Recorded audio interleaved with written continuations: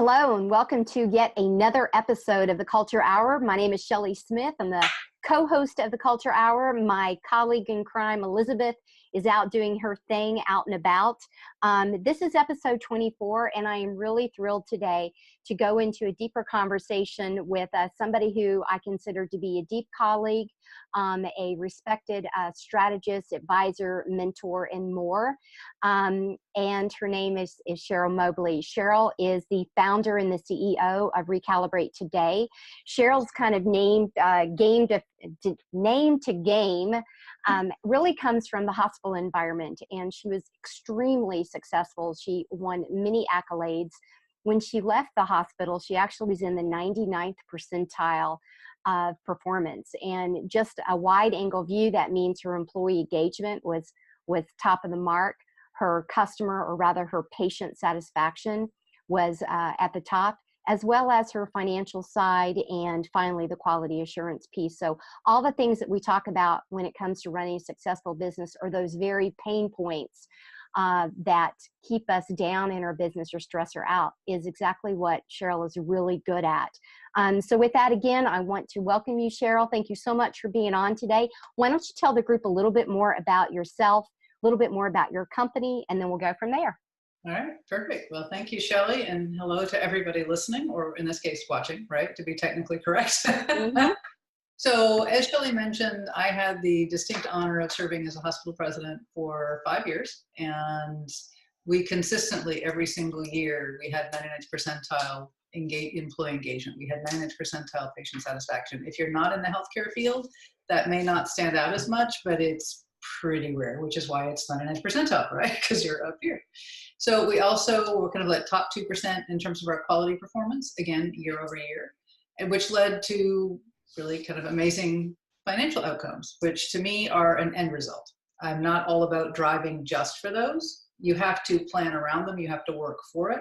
But if that's your only reason to be, then culture isn't really important to you, because you're missing the point, right? You're missing the boat. And so one of the things, I started Recalibrate on the side when I was still serving as a hospital president, because I had leaders start coming to me and saying, hey, can you help me? I want to do what you're doing. And I said, sure. And I had this delusion I would do it on the side. And then it just took off, and I had to make a decision. And it was a tough decision, because if you're listening here, you already care about culture. You already know that it matters how people feel when they show up every day, how they feel on Sunday about coming back in on Monday. Our team was amazing, and so to leave that was a really gut-wrenching decision. But it was actually one of my team members that pushed me over the edge, because one of my team was out. We were part of a large hospital system, healthcare system, 23-ish thousand employees, so big. And she had attended another internal event, and she came back and she goes, I like our bubble. And I kind of looked at her, and she's like, it's not as good everywhere as it is here, and I really like it here. It's nice. And that was like a go. I mean, on the one hand, I was like, yes. On the other hand, I'm like, I'm feeling like I have an obligation to help other leaders replicate this, because it is certainly doable. And so that's a little bit about kind of me and my passion. I firmly believe that if a leader really wants to lead his company to 99th percentile, he can. Mm-hmm. We all know that not everybody does. And reality, not everybody could, because then it's no longer 99. Yeah. A lot of people aren't going to want to do the work. So I'm just excited to be here today, kind of chatting about some of the things that we've done that you can kind of pick up and play with yourself. So. Beautiful. Yeah, it is. And it's even more heart-wrenching when you're doing it not from a client perspective, but a patient perspective, the impact that you have. So, well, I am certainly thankful that you took the leap and that you're doing what it is that you're doing today.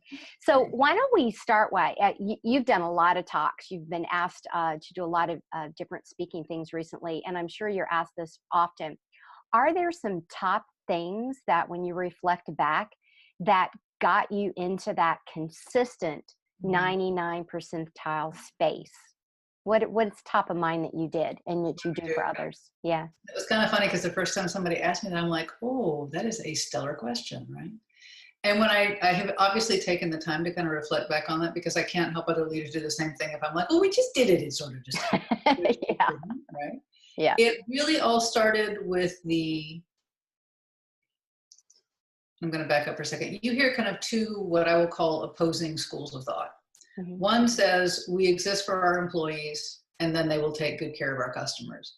And some say we exist for our customers and employees. In general, we have to take care of them. We know it. I will tell you, when you're running a hospital, you exist for the patients and their families, right? That's why you exist. That's why we were all there. At the same time, we also recognized how incredibly difficult the work could be for our staff, because they cared so deeply, because they were so invested, because they were with these people and their families, and could see how much disruption and pain and uncertainty they were living with. Yeah. And that's just all on top of the physical, right? Yeah. And so for us, it was really around, we're all here, and we would say that to our team. We are here for the patients and their families. And some of them are going to be easier than others to deal with, and that just is what it is. That's what we're here for. We put a tremendous amount of effort, though, into supporting our staff. So in some ways, we kind of had the dual. I mean, we valued equally the staff, but we also recognized that if we didn't have patients, we wouldn't have a hospital. I mean, it's just pretty bottom line. And so for us, it was really about what could we do to support our team, and that took different ways, right? So we had, still do, I don't want to say past tense because it's still continuing and still doing great, but we were very intentional about creating what in that industry you would call kind of cross-functional teams. And so you would have somebody who was a nurse working with somebody who was a patient care technician, working with a therapist, working with, it's all sorts of different people who owned different pieces of the care. And so we would put them together and charge them with solving the problem. Because it's like, you live with it, you're close to it, y'all go play with it and come back, and then we'll see where you are. So we would set the bar really high, but let the experts drive what that looked like. And that was huge. And a lot of people are like, well, that can't be done. I mean, I certainly hear from people that having a lack of engaged, team members is really tough. Well, it's hard for people to be engaged if you say, go do that thing. Or if it's always just about money. At the end of the day, you're like, I'm not getting really jazzed about continuing to, to move the margin for the stakeholder, the shareholders, so that tomorrow our results are good. I mean, that doesn't keep people full. It drains them, they work hard. So really that focus of, we're here for the customers, but recognizing the skill and expertise and passion of the people in the front lines. And then likewise, when things were really hard, we would bring in things to support them. We would bring in people that could support them. We would, do a lot of recognition. So we set the bar really high, but we also praised a lot, and we kept people really in tune with what was going on. Did we tell them absolutely everything? No, because they've got enough going on and enough things to keep on their plate, but did they know where we were going directionally? Absolutely. Did they know how they fit in it? Absolutely. Did they know if we were kind of in a bit of, we're going to have to watch this and what are your ideas? Absolutely. So we shared a lot more than people probably feel comfortable with. But it's like, the reason we are successful is because of all of you, is what we would tell them. And we would consistently tell them they were rock stars, which they were, And when our hospital got public recognition amongst about 600 other senior leaders. They were actually, the COO at the time literally asked everybody else to stand up and gave our hospital a standing ovation because of our performance on our KPIs. And I kid you not, as soon as we sat back down, the first thing we did is we fired off an email to our team and said, y'all are just amazing. Want to tell you what just happened. They recognized you.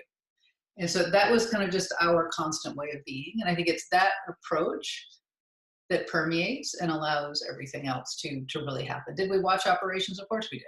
Did we insist on high quality? Of course we did. But the people carrying it out were the people doing the work.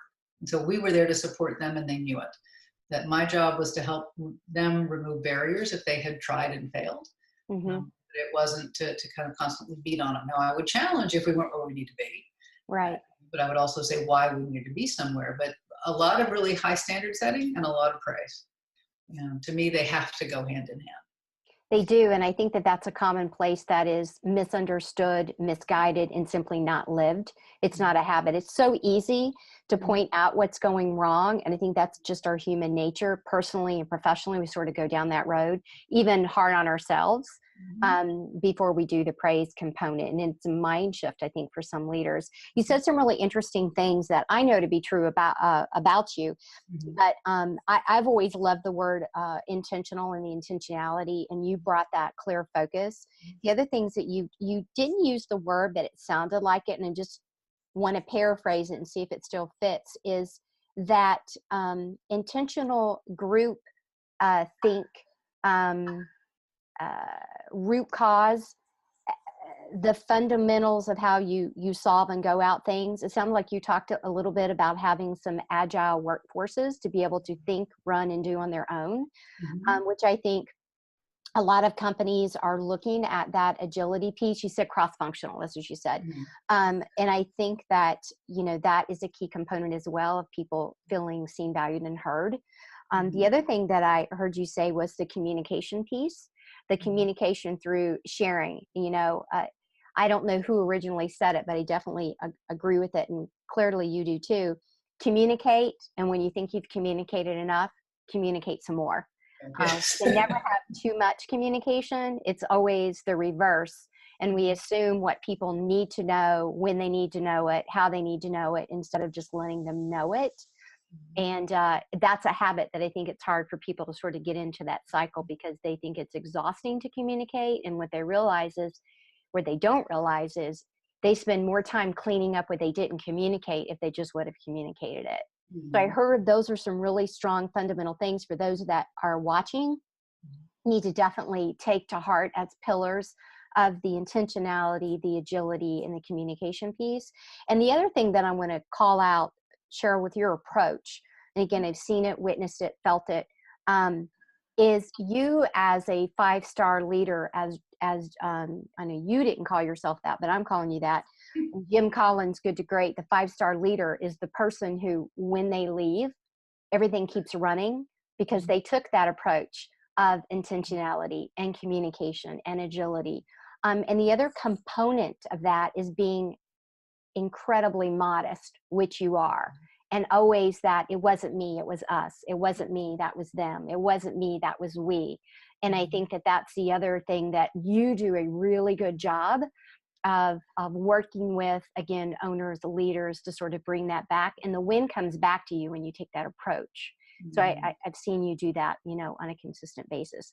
So Thank let's switch. So as you've talked about what built that success, and now out on your own doing that, making that success happen with owners. Do you find any uh, parallels or you. any going back to that bubble, that Mhm. going out and being able to help now the masses, and you've already helped people, even when you were doing both the president role as well as your CEO role, but are there additional parallels that you see with not just the hospital side, but really any industry, that you're finding your conversations are the same regardless of industry? And if so, what are they?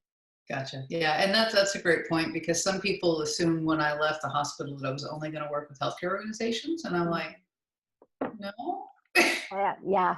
you The have stuff people works across. everywhere. Yeah. Yeah, I mean, and for me, part of the richness in the fund is, sure, there are nuances, but at the end of the day, you still have people showing up to do something.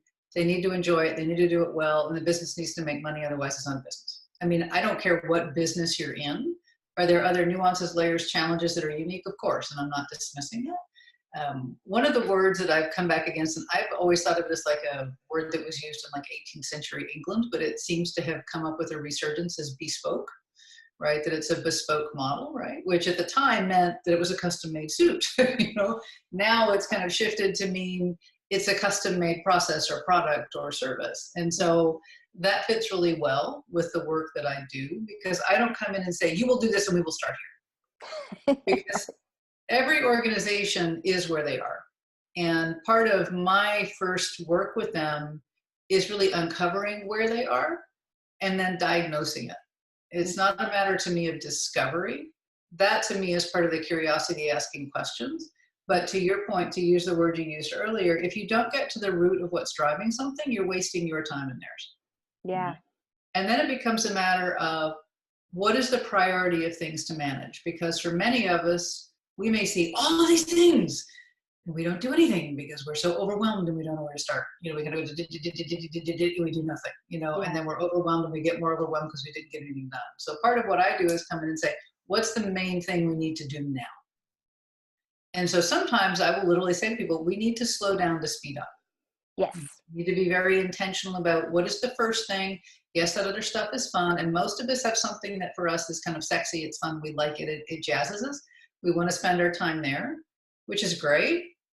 except I can pretty much guarantee as a leader, all the things that you don't like to do are your biggest challenges right now because you haven't been doing them, right? Yeah, Because they're not as much fun. And so it really is coming alongside with that discipline to say, this is your next thing. And then now let's get to it. And so, I mean, people certainly right now there's tons of conversations around people. Mm-hmm. Finding the right people, developing the right people, keeping the right people, the unemployment rate, having people be engaged.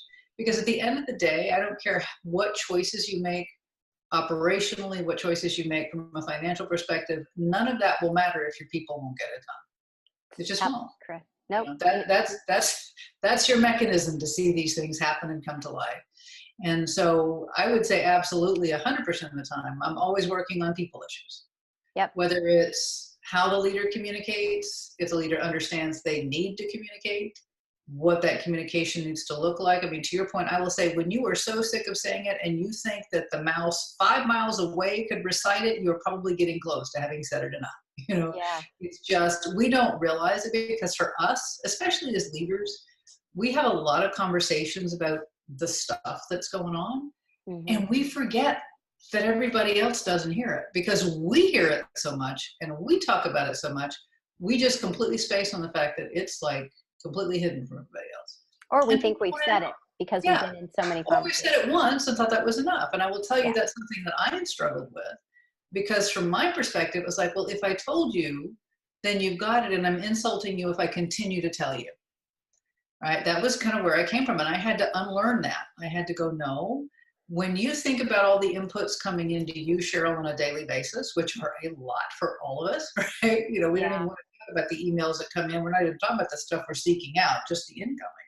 Yeah. You get so overwhelmed with all the stuff. And it's like, when people would say to me, well, I told you once, and I'd be like, seriously? Like, you were the only input coming into my world? Really? And it may be your highest priority, but it's not mine. Yeah. And so being on the flip side of that experience was really powerful for me to go, hello. I call them dumb moments when I'm embarrassed that I learned something. And that was a dumb moment. It's like, really, Cheryl, really? So that's when I kind of intentionally shifted and said, I just need to talk about it a lot. I need to talk about it in different ways, different mechanisms, whether it's, you know, phone calls, face-to-face, emails, you know, training sessions, whatever it might be. Mm-hmm. And I would laugh and encourage. I would say to my folks, I said, you know, I said, if the truth would move as fast as rumor, everybody would know everything. So I would go like, read this as a rumor, would you? And spread it. I mean, and everybody would just laugh, but it's true. I love that. Read this as a rumor and spread it. I love that. Yeah. You know, because we just, you know, if it's a rumor, it's out there and it's usually wrong. And so part of it is the understanding that people will make up something if they don't have the information. Yes. And I really haven't run into anybody yet, all of us included that are listening right now, that make up good stuff. Yeah. Or say you've over communicated to me. I've never had someone. Well, maybe my husband. Maybe. That's he might have said that. But that's a huge piece, is to be really intentional and realize how much is people are hearing. Yeah. And that if you want them to know it's important, they need to see that it's important. So if your words and your actions don't align, you are better off having said nothing. Yes. Honestly, and because created a problem.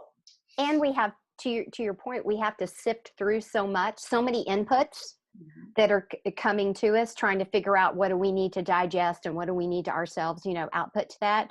So I was actually going to ask you what one of your biggest learnings was, and I assume that's it. That was a big one. And that was a big one. Yeah. I love because that. It was counter to my process. I mean, in the past, I'd done a lot of training and a lot of work with executive teams. I mean, this is years ago. And I was working with another facilitator who would say it over and over and over. And he just about made me want to pop a cork. I'm like, seriously, dude, stop it. Just stop it. But we had a fantastic conversation about, for him, repeating it over and over and over and over and over again was a sign of respect. Yeah. For me, it was a sign of respect that I wasn't repeating it. Yeah. Over and over again. Yeah. And so I had to shift. He had to shift. But it was a fantastic experience of working with somebody who could not have been any more opposite if somebody had sat in a room and said, how could you make two humans more polar opposite? I mean, we were it. And because we respected each other, we were able to go, okay, I need to shift. You need to shift. You work on that because you're awesome. This is where I'm stronger. Let me do that piece. You know, it was a fantastic experience that I've been able to carry forward kind of into my own leadership, that I just have to talk more than I think I do, say it more than I think I do, and let people know that it's important and show by my action that it's important. That congruence is massive. Yeah, absolutely. The words and the actions. The other thing, and you said this before, it's not that it's saying literally the same thing over and over. It's serving it up differently. It's slicing it and getting it very simple. That clarity piece. And again, I've seen you in action do this. You'll take something that's complex. You'll take people who are riled up and passionate and excited, maybe overstressed. You bring the calm down through the questions and sort of pulling that apart to get to the root, and literally intentionally setting it aside to come back to that one thing.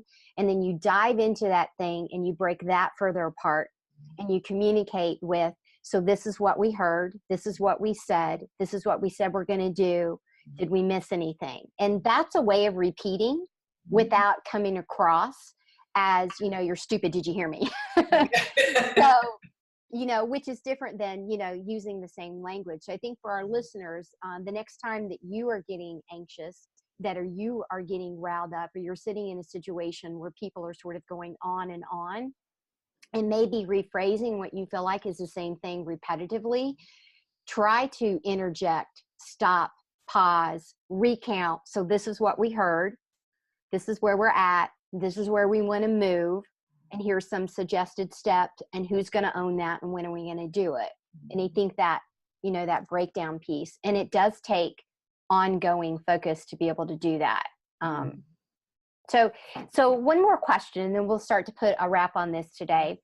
To that very point of people being really excited and maybe stressed and overwhelmed, are there some things, maybe some tips and routines that you use with those that you work with to really bring that level down? Yeah, and it's funny because I recently taped another podcast. This was kind of a similar sort of question, right? We were talking about kind of solving complex problems. And what I talked about was, we all have a moment when we've got enough mental bandwidth and our frame of mind is such we can be creative. And then we've got other times when, maybe filing is all you can safely do today, right?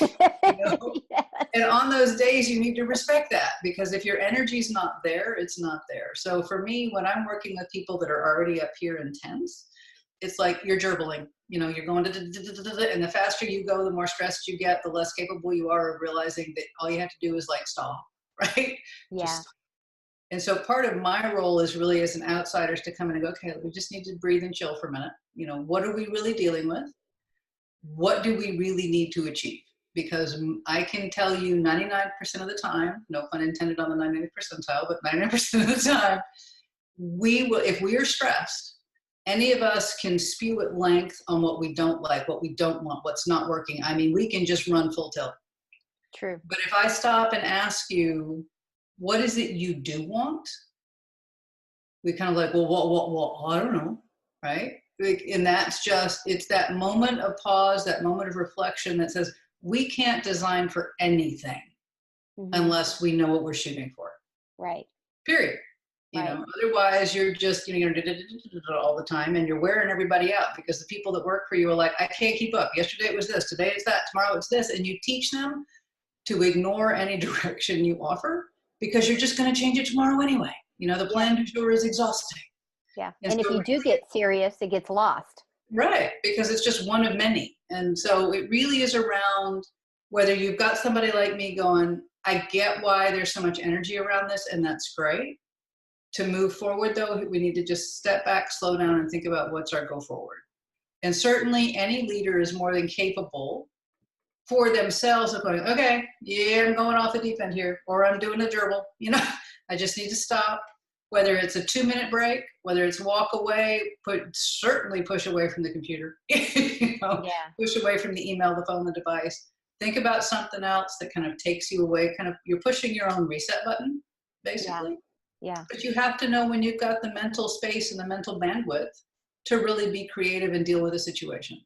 Because I can tell you from personal experience, when I push through that in error, I end up making a bad decision that now will be a lot more work for me to unwind than if I had just waited.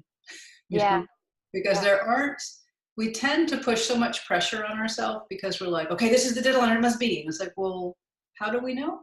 Is it really? There are very, very, very few things that really have a hard deadline, but we get sucked into that. We do. It's the pressure. It's the fast moving day-to-day whirlwind. And that need for speed. Mm-hmm. That need for speed. You just said something that you say all the time, and it's how you do it. Yeah. You actually say, what's our go forward? That's Mm-hmm. how you communicate and sort of break down. Mm-hmm. And again, I love that. So for the listeners, that trigger of our go forward. And I agree with you.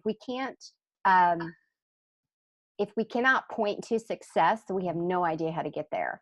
And we get wrapped up in, like you said, all the wrong ways to do it, and why we can't do it, shouldn't do it, or what have you, versus this is what it looks like when it's done. And I think when we stop and do that, life's more fun and rewarding, and we sort of get on that wave. And then it's exciting, and we're ready to, to keep going. But it's hard to see that yourself. And that's why people like us working with others, why it not only brings joy, but why it's easier for us to be able to do that is we're on the outside of the wave, kind of hovering for that. So we're going to put a wrap on this. So I loved your points. Again, group watching, what's our go forward? So my challenge to you, out of Cheryl's mouth, is, what is your go forward plan? What is really top of mind for you? What is your pain point, your choke point, whatever you're calling it? What's keeping you up at night? What's your go forward plan? Because when it comes to business, there's 4 pillars. And those 4 pillars, if you're not hitting them or focusing on them, then, what are you doing and why are you doing? That's the strategy, the execution, the cash, and the people. And it's all, as you've heard Cheryl and I talk today, it all starts, stops, ends, begins with people. So Cheryl, how can people best get in touch with you, and any closing comments? Okay, sure. Well, I would certainly love to continue the conversation for anybody that's curious. And so both email and phone or website are fine. So my website is the standard www.recalibrate.today. It's not .com, it's not .org, it's .today. That's number one. Then my email is cheryl@recalibrate.today. And then my phone is 817-301-2211. So just delighted to talk with anybody anytime, because I just have fun with this. It is so exciting to see leaders progress and see what that does to the organizations they lead and they serve, because it's massive. I would say probably my biggest takeaway, in addition to what we already talked about, is to realize you're a finite resource. You just are. I don't care whether you like that concept or not, you're human, you are. Yeah. And so to realize when you were saying yes to some things, you are by default saying no to other things. Yeah. And make sure that with your finiteness, that you are pursuing what you really want to pursue, whether that's personally or business-wise. The add on to that is, as a leader, the people that you lead watch you. They watch you. And if you are not congruent, and if you don't know where you're going, if you walk into your organization and you feel all this tension, I'm going to tell you with kind of my normal directness, it's on you. And I'm not saying if somebody's having a bad day because things are going on personally, but if you walk into a place, and we have all done it, we have walked in somewhere where it just, you feel it. Yeah. And then you walk into some places, you're like, how fast can I do a UE and get out of here? Yeah. And if everybody wants to do a UE, including you as the leader, that's on you, right? And it's all about the choices that you're making. And if it feels awesome, I mean, we used to laugh because people would come to our board meetings and they would say, y'all make it look so easy. And I know it's not. Well, that's because we're vigilant and we're on it every day and we're clear and consistent. So my encouragement for you is, it is absolutely doable for you to lead your company to 99th percentile performance in whatever that means for you. But it's going to require choices. It's going to require you as a leader being willing to be uncomfortable and to be willing to do things differently, because it's that good old definition of insanity, right? You continue doing the same old thing and expect different results. Hello, probably not going to happen. Not going to happen. So for me, it should be fun. It should be enjoyable. You shouldn't go, oh, it's Sunday, I'm going back to work tomorrow. It should be okay. There's stuff to do. Let's go get it done. And that really comes from that clarity of knowing you're finite and what are you really going to lead toward and what are you leading your team toward. So those would be kind of my final closings. Love it. Thank you so much for being a guest today. This is the Culture Hour. My name is Shelley Smith, the founder and company culture curator. If you would like to know more about culture curators in conversation membership, or if you would like to know how you can also become a certified professional culture curator, then you need to hit me up. My name is Shelley Smith, Premier Rapport, and remember, culture matters because people matter. Until next time, have a good day.